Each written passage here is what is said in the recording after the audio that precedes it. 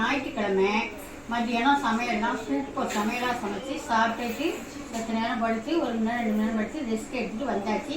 இன்றைக்கி நம்ம வீட்டுக்கு பிள்ளைங்க வந்துட்டாங்க. அக்கா பையனும் மருமக பேர பிள்ளைங்கலாம் வந்துட்டாங்கன்னு சொல்லியிருந்தேன்னா இப்போ அவங்களுக்கு சாயந்தரம் டிஃபன் செஞ்சு கொடுக்கணும். நானும் 2 நாளாக அந்த மாவு எல்லாம் ரெடி பண்ணி வச்சுருக்கேன். என்ன மாவுன்னு பார்த்தீங்கன்னா பச்சி மாவு ரெடி பண்ணுறதுக்காக எல்லாம் கடலை மாவுலாம் கடலை பருப்பெல்லாம் வாங்கி சுத்தம் பண்ணி கழுவி காய வச்சு அரைச்சி கொண்டு வச்சுருக்கேன். இப்போதைக்கு நான் எல்லாமே ரெடி பண்ணல. கொஞ்சமாக ஒரு 1/2 கிலோ உங்களுக்கு நீங்களும் பார்த்தீங்கன்னா செஞ்சு வச்சுக்கிங்கல்ல வீட்டில். அவங்க அதுக்காக நான் ஒரு 1/2 கிலோ மாவுக்கு கரெக்டான அளவு சொல்கிறேன். நீங்கள் வேணும்னு ரெடி பண்ணி வச்சுக்கலாம். இது 1/2 கிலோ கடலை மாவு நம்ம வீட்டிலேயே அரைச்ச மாவு தான். இது நீங்கள் கடை மாவு வேணாலும் எடுத்துக்கோங்க. வீட்டில் அரைச்சி செஞ்சோம்னா பச்சி நல்லா இருக்கும். அதனால தான் நம்ம வாங்கி கடலை பருப்பு வாங்கி சுத்தம் பண்ணி கழுவி காய வச்சு அரைச்சோம்னா அருமையாக இருக்கும். அதனால் 1/2 கிலோ மாவு நான் எடுத்திருக்கேன். இந்த 1/2 கிலோ மாவுக்கு 100 பச்சரிசி மாவு. இதுவுமே நம்ம வீட்டிலேயே ரெடி பண்ணுற மாவு தான். 100 பச்சரிசி மாவு கரெக்டாக பார்த்துக்குங்க. அப்புறம் இதுக்கு எவ்வளோ தூள் மிளகாத்தூள் எடுத்துருக்கேன்? 15 கிராம் மிளகாத்தூள். 15 கிராம் மிளகாத்தூள். இது கலருக்காக காஷ்மீர் தூள் ஒரு ஸ்பூனுக்கிட்ட எடுத்து வச்சுருக்கேன். உங்களுக்கு வேணும்னா போட்டுங்க, வேணான்னா இது மிளகாத்தூளோடய விட்டுருங்க. இது காரம் இது 1/2 கிலோவுக்கு கரெக்டாக இருக்கும் காரம். நம்ம வேறு எந்த கலரும் வேறு எந்த கலரும் நம்ம சேர்க்கலை. அதனால இது காஷ்மீர் மிளகாய் சேர்த்துக்கிட்டா போதும். இது தேவையான உப்பு நம்ம சும்மா எடுத்து வச்சுருக்கேன். தேவையான உப்பு போட்டுக்குவோம். அப்புறம் ஒரு 1/2 ஸ்பூனுக்கிட்ட பெருங்காயத்தூள் எடுத்து வச்சுருக்கேன். அப்புறம் இது சோடாப்பு ஒரு 1/2 ஸ்பூனுக்கிட்ட. இந்த 1/2 கிலோ கடலை மாவு ஒரு 1/2 ஸ்பூனுக்கிட்ட, ஒரு சின்ன ஸ்பூன் தான், அதோட 1/2 ஸ்பூனுக்கிட்ட சோடாப்பு எடுத்துருக்கேன். இது சோடாப்பு இல்லாமல் பச்சி போட முடியாது, இது எல்லாத்துக்குமே தெரியும். இப்போ இது எல்லாத்தையும் நம்ம ஒன்று சேர்த்துக்குவோம். இந்த மாதிரி ஒரு காஞ்ச பாத்திரமாக எடுத்துக்கிட்டு, ஏன்னா நம்ம ஸ்டோர் பண்ணி வைக்கணும், அதனால நல்லா காஞ்ச பாத்திரமாக எடுத்து அதில் சேர்த்துக்கலாம். அரிசி மாவும் சேர்த்துட்டுனா எடுத்த மிளகாய் தூளையும் சேர்த்துடலாம். இப்போ காஷ்மீர் மிளகாய் தூள், இப்போ சோடாப்பூ நான் கரெக்டாக எடுத்து வச்சுருக்கிறேன், அதனால் டக்கு டக்குன்னு போட்டுக்கிறேன். பெருங்காயத்தூள், தேவையான உப்பு நம்ம கொஞ்சமாக இருந்தாலும் பரவாயில்ல, மறுபடியும் நம்ம தண்ணி ஊற்றி கரைச்சி பார்த்துக்கிட்டு போட்டுக்கலாம். நிறையா சேர்த்துட்டோம்னா கஷ்டமாக இருக்கும். அதனால் இப்போ எல்லாத்தையும் நம்ம கலந்து விட்டுடலாம். இது இப்போ நான் கொஞ்சமாக செய்து விட்டு நான் அந்த மாதிரி உங்களுக்கு கலந்து காமிக்கிறேன். நீங்கள் வீட்டில் செஞ்சீங்கன்னாலும் இந்த மாதிரி கலந்து வச்சுக்கோங்க. டக்குன்னு எடுத்து போட்டு நம்ம கரைச்சி வச்சு போட்டு சாப்பிட்டுடலாம். நான் நிறையா செய்யலை. என்ன செய்வேன்னா இந்த மாதிரி எல்லாத்தையும் மாவெல்லாம் குடிச்சு விட்டு மாவெல்லாம் அளவாக எடுத்து ஒரே பாத்திரத்தில் போட்டு நம்ம மில்லில் போய் நம்ம அரைச்சிட்டு இருந்தோம்னா நம்ம அது கலந்து மிக்ஸ் பண்ணி கொடுப்பாங்க. மிக்ஸ் பண்ணி கலந்து கொடுக்கையில நல்ல கலர்ஃபுல்லாக இருக்கும். நம்ம இந்த மாதிரி கையால் கலக்கையில் அவ்வளோ கலர் வராது. இதில் இப்போ நம்ம தண்ணி ஊற்றினா தான் அந்த கலர் வரும். நம்ம மில்லில் அரைக்கையில் என்ன செய்யணும்னா பவுடரை பார்க்கையிலே கலராக இருக்கும். அதுக்காக தான் மில்லில் அரைச்சிக்கணும். சும்மா ஒரு சுற்று 2 சுற்று போட்டு சுற்றி கொடுப்பாங்க. நம்ம வீட்டில் இப்போ திருவை இருக்க தொட்டு நாங்கள் திருவையிலே ரெடி பண்ணிடுவோம், அரைச்சிடுவோம். நீங்கள் அரைக்கிறீங்க அந்த மாதிரி மில்லில் கொடுத்து கலந்து கொடுங்கனீங்கன்னா எல்லாம் கலந்து உப்பு சோடாப்பு எல்லாமே கலந்து வரையில் நமக்கு சூப்பராக இருக்கும். நம்ம அந்த மாதிரி கையால் கலக்கையில் ஒரு பக்கம் கலந்துருக்கும், ஒரு பக்கம் சேராமல் இருக்கும். அதுக்காக சொல்கிறேன். இப்போ இதெல்லாம் கலந்தாச்சா? கலந்துட்டு நான் தேவையான மாவு எடுத்து பச்சியும் போட்டு காமிச்சிடுறேன். அவ்வளோதாங்க. இது இப்போ நமக்கு தேவையான மாவு எடுத்து தண்ணி ஊற்றி கலந்துடலாம். இப்போ மாவில் நம்ம தண்ணி ஊற்றிடலாம். தண்ணி ஊற்றி கொஞ்சம் கொஞ்சமாக ஒட்டுக்க சேர்த்துடாமல் கொஞ்சம் கொஞ்சமாக தண்ணி ஊற்றி கலந்துட்டு மாவு பத்தன்னா மாவு போட்டுக்கலாம். எப்படி கலர்ஃபுல்லாக பார்த்தீங்கன்னா நம்ம எந்த கலருமே சேர்க்கலங்க. இது காரத்துக்கு மிளகாத்தூள் கரெக்டான அளவில் சேர்த்தோம்னா கரெக்டாக இருக்கும். பச்சை போட்டு பார்த்துடலாம். நானும் ஃபஸ்ட்டு தாங்க செய்கிறேன். கடையில் வாங்கி தான் நம்ம கலந்த மாவு வாங்கி தான் பச்சை செய்வோம்.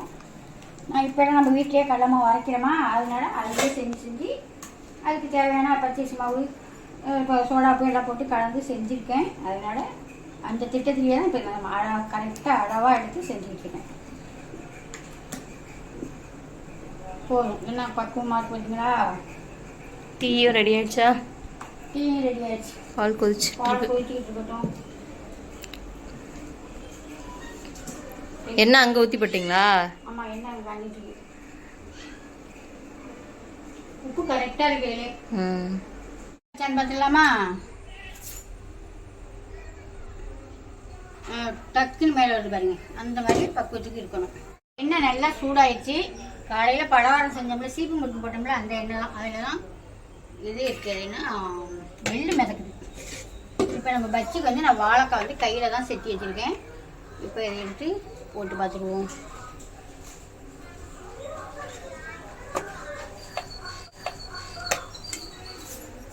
இந்த மாதிரி நம்ம ரெடி பண்ணி வச்சுக்கிட்டோம்னா டக்குன்னு நம்ம அதை போட்டோமா இதை போட்டோமான்னு இல்லை, யாரும் விருந்தாளி வந்தாலும் டக்குன்னு இதை எடுத்து மாவு ஒண்டி தண்ணி ஊற்றி பிசைஞ்சிக்கிட்டா போதும். இப்போ எண்ணெய் நல்லா காஞ்சிச்சு. எண்ணெயை நல்லா காய வச்சுக்கணும். காய வச்சாதான் அந்த பஜ்ஜி உப்பி வரும்.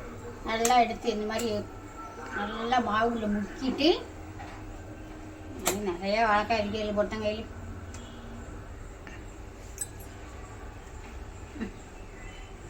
மாவு லைட்டாக வலிச்சுட்டு ஒன்று ஒன்றுனா அதில் சேர்த்துடலாம்.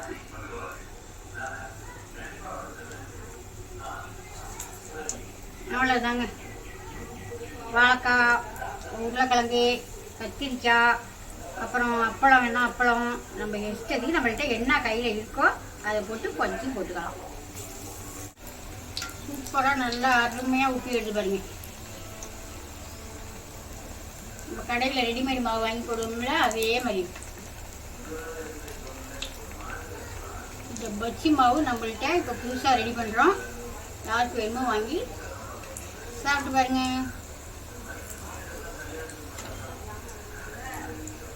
வந்து நான் கரைச்சி இப்போ உங்கள்கிட்ட மாவு காமிச்சல அந்த பக்குவத்துக்கு வச்சுங்க. ரொம்ப கட்டியாக நீங்கள் மாவு வச்சுக்கிட்டீங்கனாலும் என்ன செய்யணும்னா பஜ்ஜி ஒரு மாதிரி பஜ்ஜியை போட்டு எடுத்து நம்ம பிக்கையில் அது ஒரு மாதிரி வதன்னு ஒரு மேலே கோட்டிங் வந்து திக்காக இருக்கும்.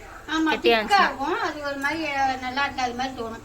இந்த மாதிரி நீங்கள் பக்குவமாக வச்சுக்கிட்டு போட்டிங்கன்னா பிச்சு திங்கிறதுக்கு நல்லா சாஃப்டாக சூப்பராக அருமையாக இருக்குங்க. நான் செஞ்சது மாதிரியே நீங்களும் செஞ்சு பாருங்கள். நான் இந்த மாவு தான் நம்ம ரெடி பண்ண மாவு தான் இப்போ உங்களுக்கு கொடுக்கறதுக்காக தான் ரெடி பண்ணியிருக்கேன். யாருக்கு வேணுமோ மேலே நம்பருக்கு மற்ற ஜாமானோட இதையும் சேர்த்து வாங்கிக்கலாம்.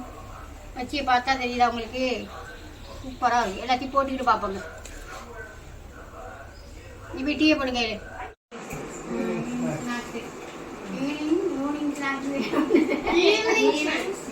இப்போ பஜ்ஜி போட்டுக்கிட்டு சுட பஜ்ஜியும் சூப்பரான ஸ்ட்ராங்கான டீயும் சாயந்தரம் ரெடி ஆகிடுச்சுங்க. இப்போ அதான் சாப்பிட்டுக்கிட்டு இருக்கோம். சாப்பிட்டு தம்பி இருந்துட்டு நாளைக்கு போய் தம்பி நாளைக்கு தானே போகிறீங்களா அப்படின்னு சொன்னாவே. ஆமாம், ஸ்கூல் இருக்கு பிள்ளைங்களுக்கு, அதனால போய் ஆகணுமா. ஸ்கூலு என்ன நம்ம ஒன்றும் சொல்ல முடியாதுல்ல. சரின்னு அவங்க இப்போ கிளம்பிட்டாங்க. வண்டியில் வேற வந்துட்டாங்க. அதனால வெளிச்சத்துலேயே கிளப்பி விட்டுருவோன்னு நேரத்துலேயே மணி 5 ஆயிடுச்சு. டீ குடிச்சிட்டு கிளம்பிடுவாங்க. தம்பி பஜ்ஜி நம்ம ரெடி பண்ண நம்ம வீட்லேயே மாவு ரெடி பண்ணது தம்பி. நல்லா இருக்கா பஜ்ஜி? ரெடிமேட் மாவு இப்போ நம்ம வீட்லயே செஞ்சு நம்ம கொடுத்துருது. ஒன்றுனா ரெகுலரா சொல்றாங்கல்ல, எங்களுக்கு பஜ்ஜி மாவு ரெடி பண்ணி கொடுங்க, எங்களுக்கு அரிசி எல்லாமே கலந்துருக்கோம். அப்படியே நீங்க தண்ணியை ஊற்றி கடையில பஜ்ஜி மாவு வாங்கி போடுறீங்கல்ல அந்த மாதிரிதான் தண்ணி ஊற்றி கலந்து நம்ம எண்ணெயில போட வேண்டியதான். சூப்பரா அவங்க என்ன கேட்குறாங்களோ அது நமக்கு தெரியுது, டக்குன்னு ரெடி பண்ணி கொடுத்துருது. இது இன்னைக்கு தான் ரெடி பண்ணிருக்கோம். நீங்க யாருக்கு வேணுமோ மேலே வாட்ஸ்அப் பண்ணி வாங்கிக்கோங்க. பாய்.